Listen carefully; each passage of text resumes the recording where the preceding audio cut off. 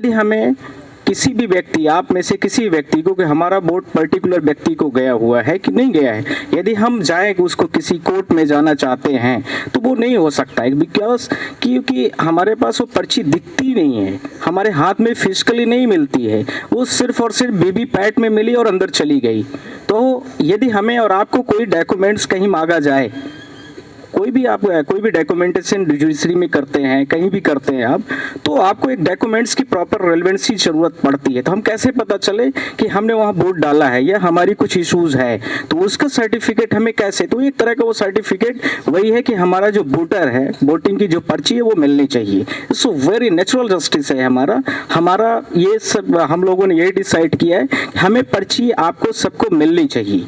There is the 4 issues to be raised by the USA. USA world की इस पर सबसे अच्छी कंट्री मानी जाती है, टेक्निकली भी मानी जा रही है और डेमोक्रेसी कंट्रीज के मामले में भी काफ़ी अच्छी उन्होंने 4 चीज़ों को इश्यूज को रेज किया। पहले सिक्योरिटी पर्पज, तो सिक्योरिटी पर्पज में हम और आप टेम्परिंग नहीं कर पाते, मान लीजिए हम नहीं कर पाते हैं, पर हमसे ज़्यादा जो स्मार्ट वर्जन के लोग हैं वो कर लेते हैं।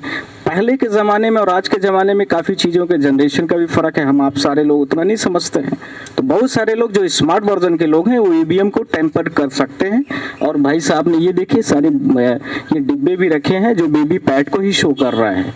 तो ये डेमो की तरह वो भैया जो आदरणीय बड़े भाई साहब उदित साहब हैं उसको बार बार उठा रहे हैं, जनता तक आप लोगों की बात को पहुँचा रहे। तो यानी वीवीपैट सिक्योरिटी पर्पज से लेकर के जो सुब्रमण्यम स्वामी का जजमेंट था जिसमें वीवीपैट को लेकर सुप्रीम कोर्ट ने बोला था कि वेरीफाइड होना चाहिए, तो उसको लेकर के है, पर वो भी टेम्पर्ड हो रही है, ये मतलब है। तो जब ये टेम्पर्ड हो रही है तो इसका मतलब है कि इसमें छेड़छाड़ होने का पूरा स्कोप है। तो ड्यू टू रीजन आप कि ये इनसिक्योर्ड है, इसको लेकर के जर्मनी एक कंट्री है वर्ल्ड की, आप लोग जानते हो बर्लिन उसकी कैपिटल भी है।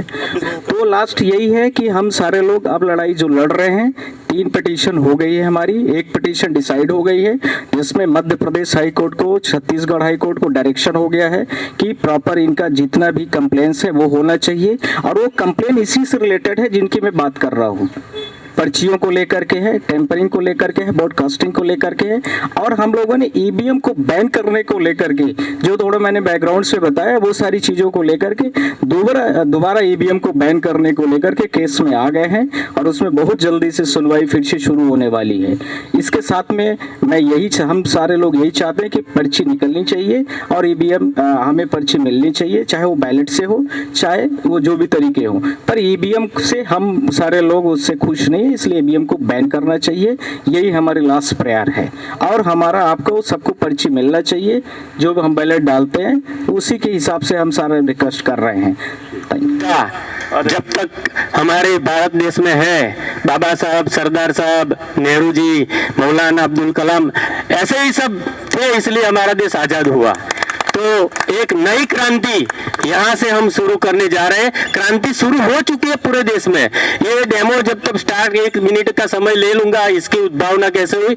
हम तो गुजरात में बहुत टाइम से ये बता रहे हैं, लेकिन यहाँ आते आते हमें 1.5 साल लगा। उधर से जाके देख सकते हैं। लोकतंत्र सही में खतरे में है। बाबा साहब का बंधारण, हमारे देश का बंधारण सही में खतरे में है। तो आप ये लाइव डेमो देखोगे तो आपको रूबरू पता चल जाएगा। और मीडिया मित्रों को मैं विनती करता हूं कि ये जो है ना, ये लाइट ज्यादा है तो इसीलिए थोड़ा फुटेज है ना, सभी को नहीं आ पाएगा। एक साथ सब यहाँ आ जाएंगे तो सभी को फुटेज नहीं मिलेगा, लेकिन यहाँ 1 या 2 लोग ही या थोड़ा नजदीक आए तभी उसको फुटेज मिलेगा। बाद में ऐसा नहीं हो कि भाई यहाँ कुछ दिखा नहीं।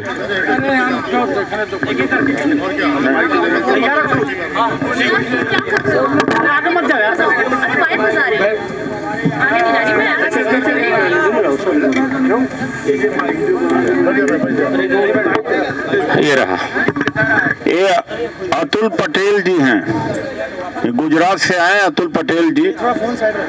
मैं इस डेमो के कई बार देख चुका हूँ और देखने योग्य है। तो जो मंच पर हैं, अगर इसको नहीं देखा है तो उधर चले जाएं, खड़े होकर के इसको देख लें कि क्या जादूगरी की जाती है इलेक्शन कमीशन ऑफ इंडिया से। तो अतुल पटेल जी, आप अपना हाँ, परिचय देंगे आप।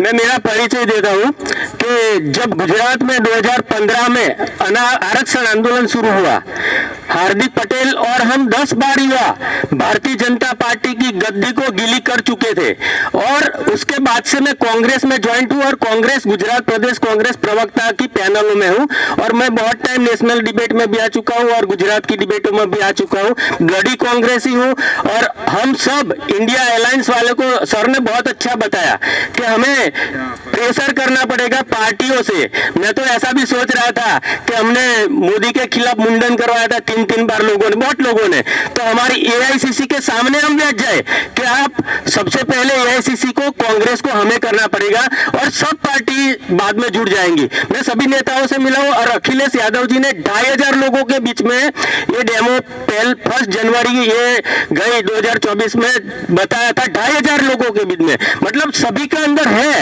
हटाना है, लेकिन हमारा मूवमेंट हम सब मिलकर लड़ेंगे तभी स्टार्टअप होगा, तभी हमारा जो है बैलेट लाना वो सक्सेस होने वाला है। और मैं एक विनंती और भी करता हूं कि हमें बैलेट ही मांगना है, क्योंकि बैलेट के सिवा ऑप्शन दूसरा नहीं, दूसरा तीसरा ऑप्शन हम बताएंगे ना तो चुनाव आयोग ठुकरा देगा।